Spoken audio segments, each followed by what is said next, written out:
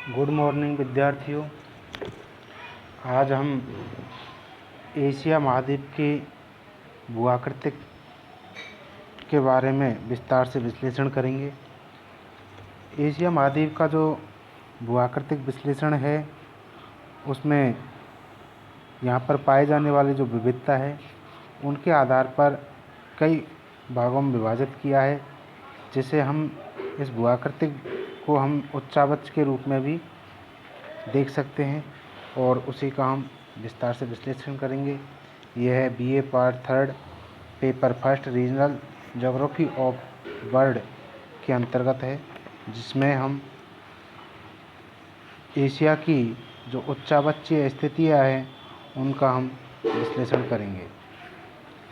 Asia एक विशाल महाद्वीप होने के कारण इसका धरातलीय विविधताओं से युक्त होना स्वाभाविक है, क्योंकि एशिया है वो एक विशाल महाद्वीप है। क्षेत्रों की दृष्टि से सबसे बड़ा महाद्वीप है, और जब सबसे बड़ा महाद्वीप है तो यहाँ पर चाहे भौगोलिक विविधता है चाहे सांस्कृतिक विविधता है, इन सांस्कृतिक विविधताओं का पाया जाना स्वाभाविक है। और इन्हीं विविधताओं के कारण यहाँ पर चाहे आप उत्तर से दक्षिण की ओर जाएं या फिर दक्षिण से उत्तर की ओर या फिर पूरब से पश्चिम की ओर या पश्चिम से पूरब की ओर, जैसे जैसे आप यदि एक प्रोफाइल के ज़रिए यात्रा करते हैं तो आपको दिखाई देगा कि कहीं पर तो पर्वत मिलेंगे, कहीं पठार मिलेंगे, कहीं पर नदी घाटी मिलेगी और कहीं आपको जो समतल मैदान है वो मिल जाएंगे। और ये इस तरीक़ा से जो विभिन्न आकृति आपको या स्थलाकृति या उच्चावच जो आपको मिलेंगे, इन्हीं को हम भूआकृति के अंतर्गत सम्मिलित करते हैं। सामान्य शब्दों में हम कहें कि धरातल पर एक जगह कोई जैसे पर्वत की आकृति है, दूसरी जगह नदी घाटी की आकृति है, तीसरी जगह कोई अन्य प्रकार की आकृति है, तो इन्हीं को हम भूआकृति कहते हैं। और इसी आधार पर यदि संपूर्ण एशिया को हम विभाजित करके विश्लेषित करें तो वो भूआकृतिक विश्लेषण कहा जाएगा। यहाँ पर पाए जाने वाली जो विविधता है उन्हीं का परिणाम है कि यहाँ एक और विस्तृत पर्वत श्रेणी तो दूसरी ओर विशाल निम्न भूमि अर्थात मैदान। वहीं दक्षिण में प्राचीन पठार है तो कहीं कहीं नदियों की घाटियाँ एवं तटीय क्षेत्रों में द्वीप समूह पाए जाते हैं।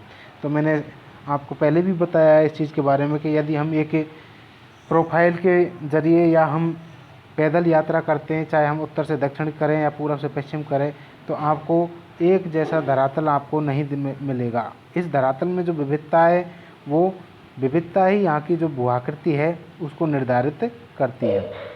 भौगोलिक विविधता के आधार पर एशिया को निम्नलिखित भूआकृतिक क्षेत्रों में विभाजित कर यहाँ के उच्चावच को विश्लेषित किया जा सकता है। तो यहाँ की जो भौगोलिक विविधता है उनके आधार पर एशिया का जो एशिया महाद्वीप का जो भूआकृतिक विश्लेषण है उसे हम निम्न भागों में या भूआकृतिक प्रदेशों को निम्न भागों में विभाजित कर अध्ययन कर सकते हैं। पहला है मध्यवर्ती पर्वत पठार क्रम। जो यहाँ की जो धरातलीय स्थिति है उसमें जो एशिया का मध्य भाग है उस मध्य भाग में पर्वत और पठार पाए जाते हैं, तो इसे एक प्रदेश के अंतर्गत सम्मिलित करके नहीं और मध्यवर्ती पर्वत पठार क्रम नाम दे दिया गया है। इसी तरीक़ा से दूसरा है दक्षिण प्रायद्वीपीय पठार। तो ये एशिया के जो दक्षिणी भूभाग हैं, जो प्राचीन भूखंड हैं, ये प्रायद्वीपीय पठार के अंतर्गत सम्मिलित किए गए हैं। तीसरा है नदियों के मैदान। तो एशिया के अंतर्गत जो नदी घाटियाँ हैं, इन नदी घाटियों से जो मैदान निर्मित हुए हैं उन्हें एक भूआकृतिक प्रदेश का नाम देकर के नदियों के मैदान के अंतर्गत सम्मिलित किया है। चौथा है उत्तर की निम्न भूमि। उत्तरी एशिया का मैदानी भाग ऐसा है जो कि सामान्य धरातल से नीचा है, तो इसे उत्तर की निम्न भूमि भूआकृतिक प्रदेश के नाम से संबोधित किया जाता है। पांचवा है द्वीप समूह एवं द्वीपमालाएँ। तो ये एशिया के आसपास के जो तटीय क्षेत्र हैं या निकटवर्ती जो समुद्री क्षेत्र हैं उनमें पाए जाने वाले जो द्वीप है या द्वीप समूह हैं उनको मिलाकर के द्वीप समूह और द्वीपमालाएँ भूआकृतिक प्रदेश के अंतर्गत सम्मिलित किया जाता है। अब इसे हम मानचित्र के माध्यम से भी हम देख सकते हैं कि एशिया के मानचित्र में हमने जो भूआकृतिक प्रदेश विश्लेषित किए हैं उन्हें हम देख सकते हैं। सबसे पहला है मध्यवर्ती पर्वत पठार क्रम। तो तो ये जो क्षेत्र है रेड गोले के अंतर्गत ये एशिया का मध्यवर्ती पर्वत पठार क्रम है। इसके बारे में हम थोड़ा विस्तार से चर्चा भी कर लेते हैं। एशिया महाद्वीप के मध्य भाग में फैली हुई पर्वत श्रेणियाँ इस महाद्वीप का सबसे महत्वपूर्ण भाग है। इन पर्वत श्रेणियों का विस्तार एशिया के लगभग 78 लाख वर्ग किलोमीटर क्षेत्रफल पर है। यदि संपूर्ण एशिया का हम भौगोलिक विश्लेषण करें या क्षेत्रफल को देखें तो उस क्षेत्रफल के 78 लाख वर्ग किलोमीटर क्षेत्र पर यह मध्यवर्ती पर्वत पठार क्रम पाया जाता है। यह संपूर्ण महाद्वीप के लगभग 20% भाग को घेरता है। इस पर्वत श्रृंखला का विस्तार पश्चिम में टर्की के पास, जो पश्चिमी एशिया का अंतर्गत जो देश है तुर्की, इसका कुछ भाग यूरोप में आता है और कुछ एशिया में आता है, इसी के पास से ये पर्वत पठार क्रम है वो सम्मिलित हो जाता है। एक बार मैं आपको पूरा अंडरलाइन करके देखता हूँ। ये जो क्षेत्र है ये वाला, ये मध्यवर्ती पर्वत पठार क्रम के नाम से जाना जाता है। और इसमें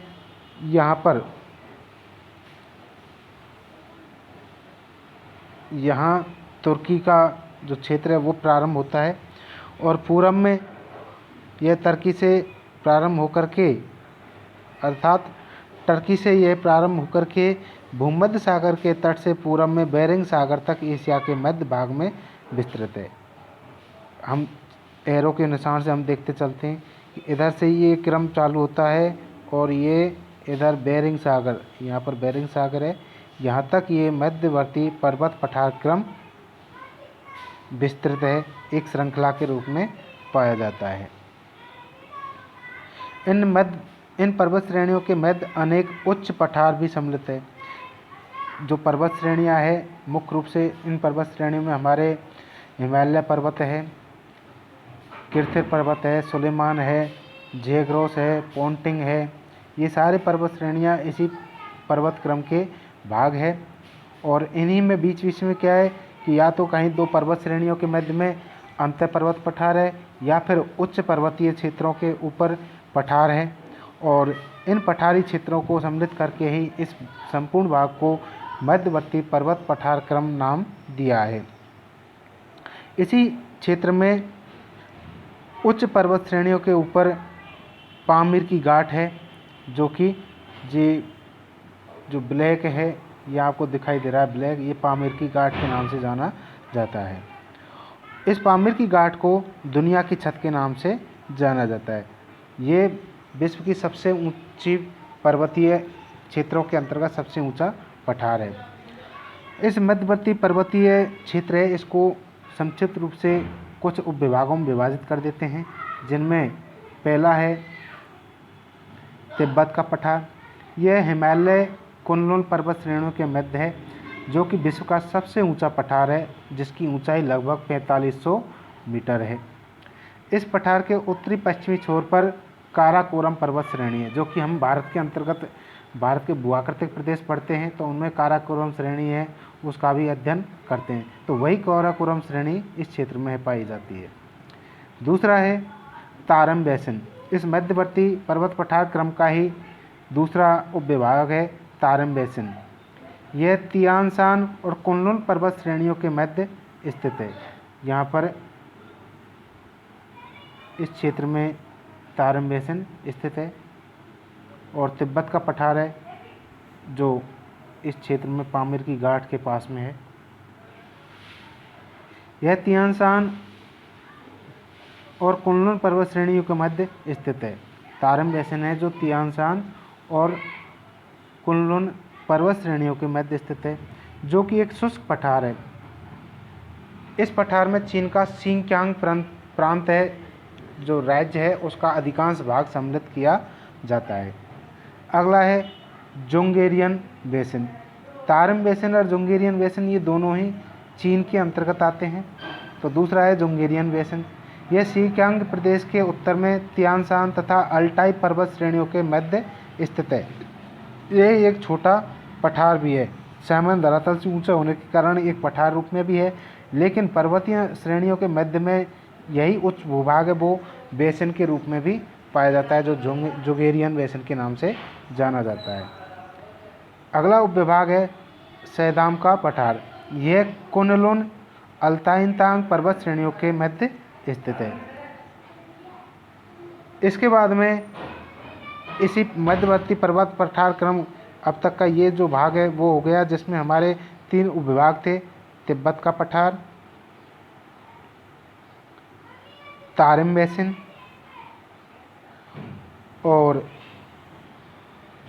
जोंगेरियन बेसिन।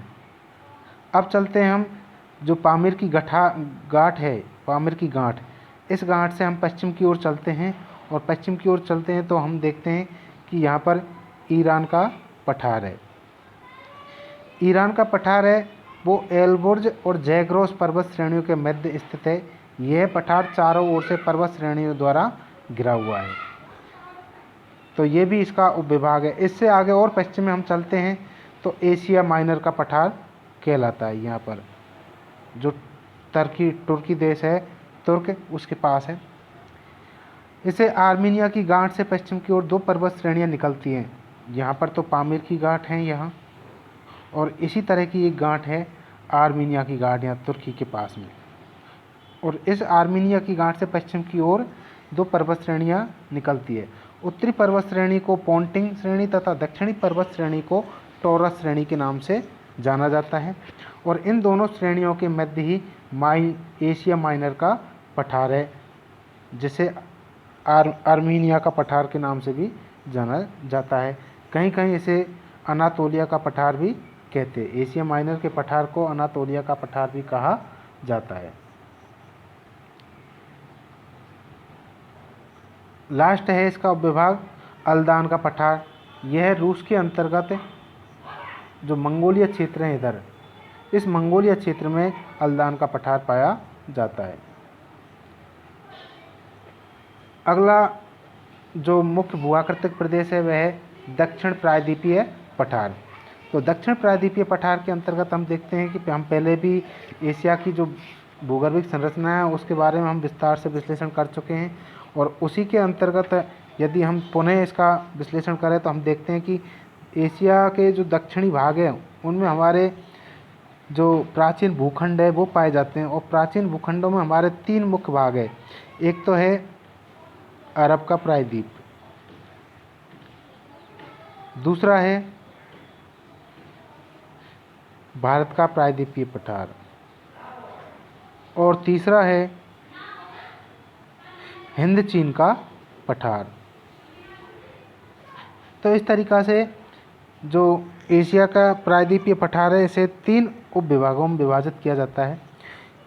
यह गोंडवाना लैंड भूखंड के नाम से भी जाना जाता है। ये जो भूभाग है वो प्राचीन भूखंड तो है ही है, लेकिन संपूर्ण जो धरातल है उसके 2 मुख्य भाग हैं, एक तो अंगारा लैंड और एक गोंडवाना लैंड। तो ये भूभाग है जो गोंडवाना लैंड का ही मुख्य भाग है, जिसने भूगर्भिक हलचलों को अपने अस्तित्व के लिए काफ़ी हद तक झेला है। इसके बाद में नेक्स्ट है नदियों के मैदान।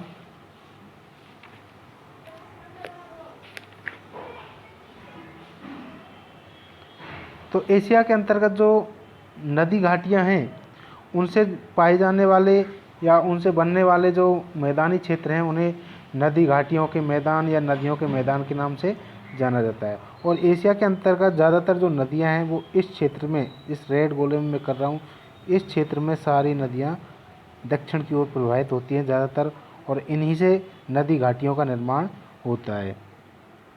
एशिया महाद्वीप की नदी घाटियाँ क्षेत्रफल की दृष्टि से तो कम क्षेत्र में विस्तृत है, लेकिन मानवीय उपयोग की दृष्टि से ये नदी घाटियाँ बहुत ही महत्वपूर्ण है, क्योंकि अधिकांश जो जनसंख्या है वो इन्हीं नदी घाटियों में पाई जाती है। आप देख सकते हो कि हमारे भारत के अंतर्गत हम विश्लेषण करते हैं तो उत्तर का जो विशाल मैदान है उसमें नदी घाटियों की वजह से उपजाऊ मिट्टी पाई जाती है, और उपजाऊ मिट्टी के कारण यहाँ पर अत्यधिक जनसंख्या पाई जाती है। इसी तरीक़ा से एशिया के संदर्भ में हम देखते हैं तो जितनी भी नदी घाटियाँ हैं उनमें क्या है, नवीनतम जो अवसादी मिट्टी है, अवसाद है या कछारी मिट्टी है वो जमा होती रहती है, जिसके कारण यहाँ पर उपजाऊ मिट्टी पाई जाती है। उपजाऊ मिट्टी के होने के वजह से ही यहाँ पर अत्यधिक कृषि या उन्नत कृषि होती है, जिसमें गेहूँ, चावल वगैरह है, विशेष तौर से चावल की खेती है वो उत्पन्न होती है। चावल की खेती उत्पन्न होने की वजह से यहाँ पर जो खाद्यान्न आपूर्ति है वो हो जाती है। खाद्यान्न आपूर्ति के कारण ही इन क्षेत्रों में अत्यधिक जनसंख्या पाई जाती है। इन नदी घाटियों के अंतर्गत विशेष तौर से जो मुख्य नदियाँ हैं वो हैं दजला और फरात नदी। ये दजला फरात नदी इधर इराक के अंतर्गत है। इनके अलावा है सिंधु गंगा नदी। सिंधु गंगा नदी को आप भी खूब अच्छे से जानते हो कि सिंधु गंगा ब्रह्मपुत्र नदी है, ये भारत के अंतर्गत प्रवाहित होती है।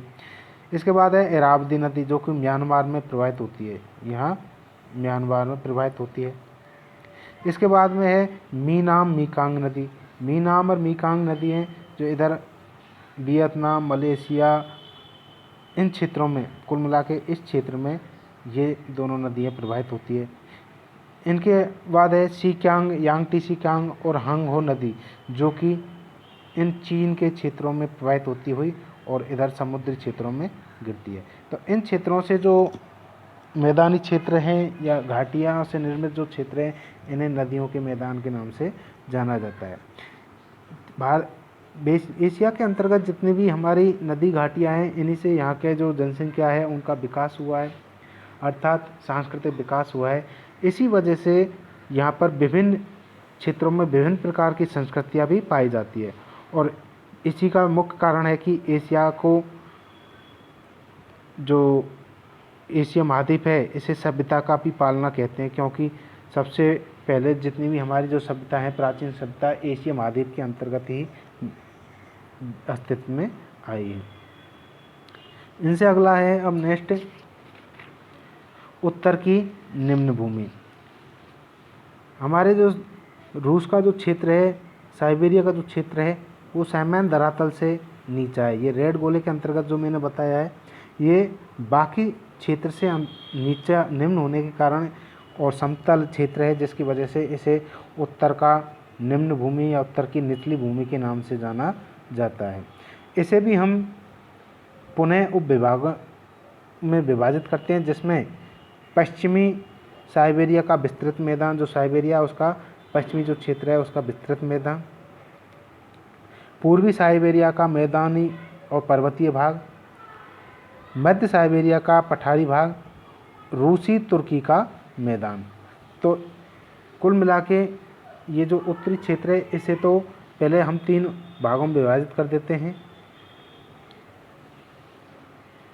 ये क्षेत्र है जो पश्चिमी साइबेरिया का विस्तृत मैदान है, ये क्षेत्र पूर्वी साइबेरिया का मैदानी क्षेत्र भी है और यहाँ पर क्या है, पर्वत श्रेणियाँ भी हैं छोटी छोटी, और ये मध्य जो क्षेत्र है ये साइबेरिया का मध्य भाग है, जिसमें छोटे मोटे पठार भी पाए जाते हैं। रूसी तुर्की का जो मैदान है वो ये क्षेत्र कहलाता है, जो तुर्का जो क्षेत्र है ये रूसी तुर्की का मैदान कहलाता है, जिसे हम तूरान का मैदान भी कहते हैं। लास्ट है द्वीप समूह मालाएं। तो एशिया के आसपास के जितने भी हमारे क्षेत्र हैं, चाहे इधर के ये क्षेत्र हैं, चाहे दक्षिण के ये क्षेत्र हैं, भारत के दक्षिण के क्षेत्र हैं, तो ये जितने भी क्षेत्र हैं, इधर उत्तर के जितने भी क्षेत्र हैं, ये द्वीप समूह और द्वीपमालाओं के अंतर्गत सम्मिलित किए जाते हैं। एशिया महाद्वीप से पूर्व एवं दक्षिण पूर्व की ओर द्वीपों की एक विस्तृत पंक्ति चाप के आकार में फैली हुई है। ये जो क्षेत्र है पूरा, ये चाप के आकार में द्वीपों के रूप में ही पाई जाती है, जो कि टर्शियरी कल्प की नवीन मोड़दार पर्वत श्रेणियों के साथ उद्भित हुए हैं। इन द्वीपों के बारे में कल्पना है कि ये टर्शियरी काल में उत्पन्न हुए हैं, जैसे हमारे हिमालय पर्वत है वो भी टर्शियरी काल में, तो उसी के समकालीन इनको माना गया है। इन द्वीपों के अंतर्गत मुख्य रूप से हमारे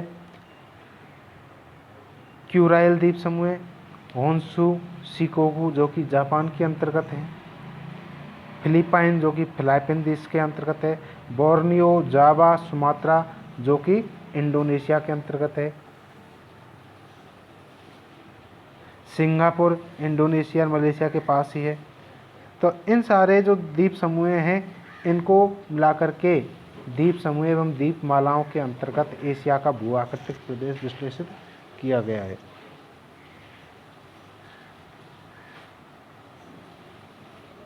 धन्यवाद।